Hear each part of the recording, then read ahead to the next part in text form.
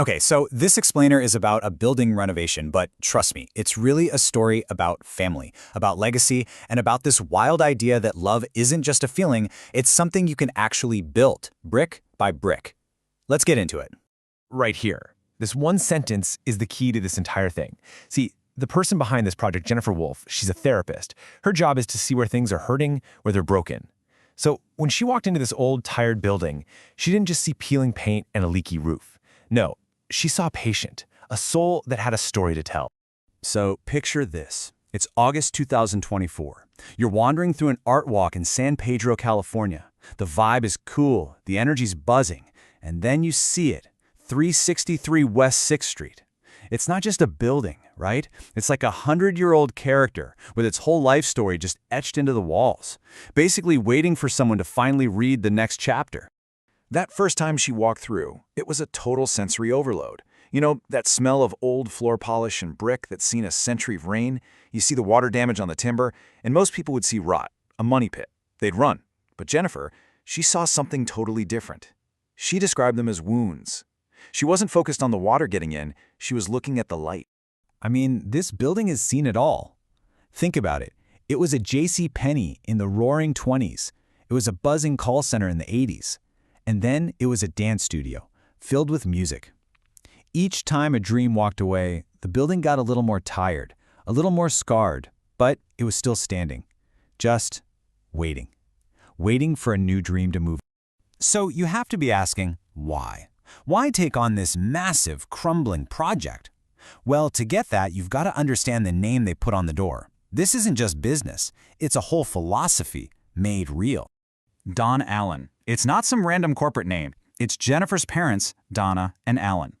Her mom, Donna, she was the Lantern, a psychologist who believed empathy wasn't just a soft skill, it was a discipline. She was the inner light, the one who could see the patient in the building. And her dad, Allan, he was the spine, a heart surgeon turned venture capitalist who literally fixed hearts and then funded dreams. He brought the structure, the optimism. And that's the whole idea, isn't it? You need both, the light to see the vision and the spine to actually build it. That's 18 years. 18 years Jennifer has been with her partner, Edwin. Their love wasn't some whirlwind romance. It cured slowly, like concrete.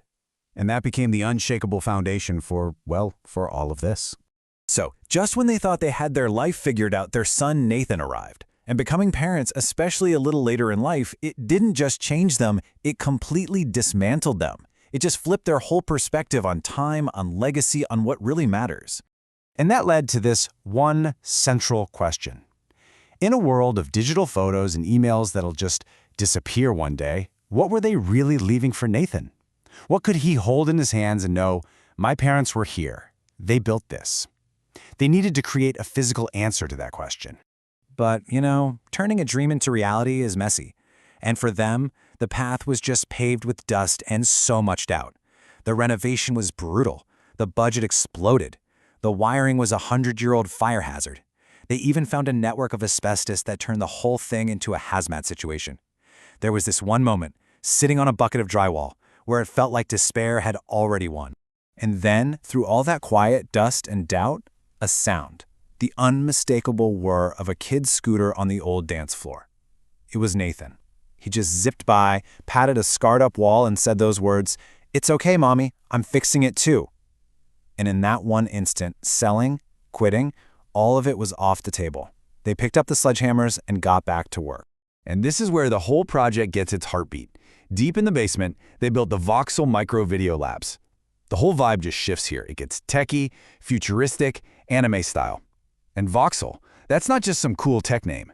It was the name of her dad Allan's failed medical company. They dusted it off to honor his resilience, to make a statement that failure is never the end. It's just a rough draft of success.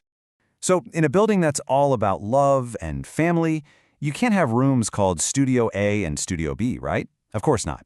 Instead, you'll walk down the hall and find the Jonathan Studio, the Michaela Room, the Zoe Room.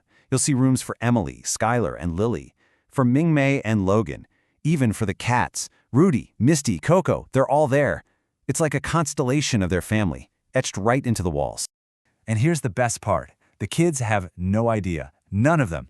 The plan is this huge reveal to watch their faces as they see their own name in lights above a studio door. I mean, can you imagine that feeling, that sense of pride, of belonging? It's going to be incredible. Okay, so this all brings us to the final act. The dust is settling, the paint is drying, and this professional launch is about to get tied to a deeply personal promise. So get your calendars ready. Summer of 2026, the Donn Allan Experience officially opens. The ribbon gets cut, and this century-old building, once full of ghosts of old dreams, will be reborn, ready for a whole new generation. But that grand opening date, it means so much more. Because in that same season, after 18 years together, Jennifer and Edwin are getting married. Right there, inside the building. They realized they couldn't do it anywhere else. They had to literally build their own altar. This building, it's their wedding room. And really, they're doing it all for their son, Nathan, so he can one day stand in that space that his parents brought back from the brink and see with his own eyes that love isn't just an idea. It's a structure. It's strong, and you build it with intention, one single brick at a time. Ultimately, what this story shows us is that a phoenix never rises from the ashes alone. It rises with its people. This building, this phoenix, is rising with a wedding. And that kind of leaves us with one last question, doesn't it? What story, what structure are you building to hold the people that you love?